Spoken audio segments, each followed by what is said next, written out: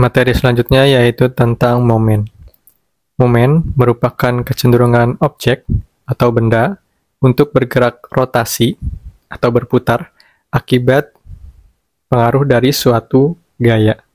Sebagai ilustrasi, di sini ada gambar kunci torsi yang sedang digunakan seseorang untuk mengencangkan baut. Pengaruh tarikan tangan seseorang terhadap kunci torsi tersebut, itulah yang dinamakan dengan gaya. Jika diilustrasikan kurang lebih seperti ini, ada gaya F ke bawah, dan ada titik acuannya yaitu titik A. Gaya ini akan menyebabkan kecenderungan rotasi di titik A, yang mana arahnya adalah searah jarum jam. Kurang lebih diilustrasikan seperti ini. Oleh garis melengkung yang warna kuning, arahnya searah jarum jam. Disimbolkan dengan M. Itulah yang dinamakan dengan momen.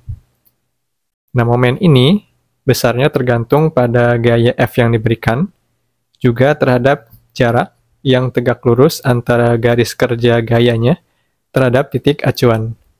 Titik acuannya adalah A, dan garis kerja gaya F bisa dipanjangkan ke atas maupun ke bawah, sehingga didapatkanlah jarak tegak lurus yaitu D. Dan momennya bisa dihitung dengan mengalihkan gaya dengan jaraknya yaitu F kali D. Nah, D ini perlu diperhatikan karena misalkan kalau kasusnya seperti ini, katakanlah gayanya miring, maka jarak yang tegak lurusnya pun berubah, yaitu dari awalnya di atas ini, jaraknya yang tegak lurus yang digunakan yaitu menjadi yang di bawah, karena itulah jarak yang tegak lurus dari garis kerja gaya yang miring ini terhadap titik acuan. Meskipun gayanya berbeda seperti yang di atas arahnya, namun momennya tetap memiliki arah searah jarum jam.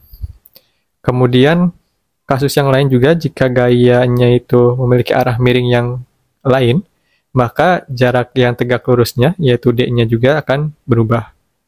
Kali ini di bagian yang dilingkari ini.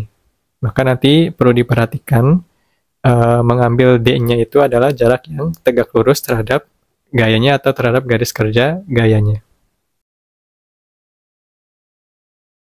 Kemudian masuk ke konvensi arah momennya.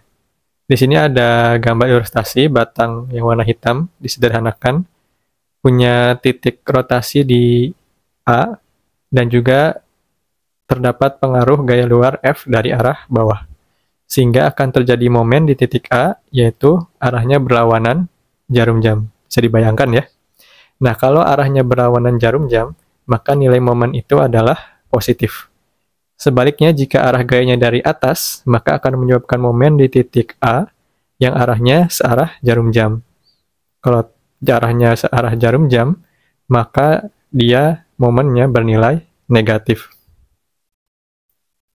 Sehingga dengan demikian, jikalau nanti ada kasus dalam satu batang yang sama terdapat lebih dari satu gaya, maka momennya bisa dijumlahkan. Sebagai contoh, misal di batang yang tadi ada dua gaya yang bekerja, yaitu F1 arahnya ke atas, dan juga F2 arahnya ke bawah dengan jaraknya masing-masing D1 dan D2.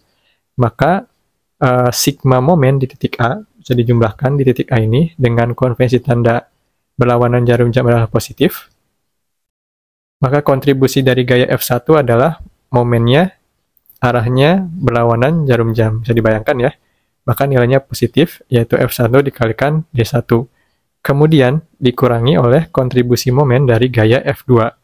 Karena F2 ini akan menyebabkan momen yang arahnya searah jarum jam, sehingga nilainya negatif. Yaitu F2 dikalikan dengan D2. Untuk lebih memahami, nanti juga akan kita bahas soal-soal mengenai materi ini. Bahkan nanti silahkan cari saja videonya yang kurang lebih punya judul atau deskripsi yang sama.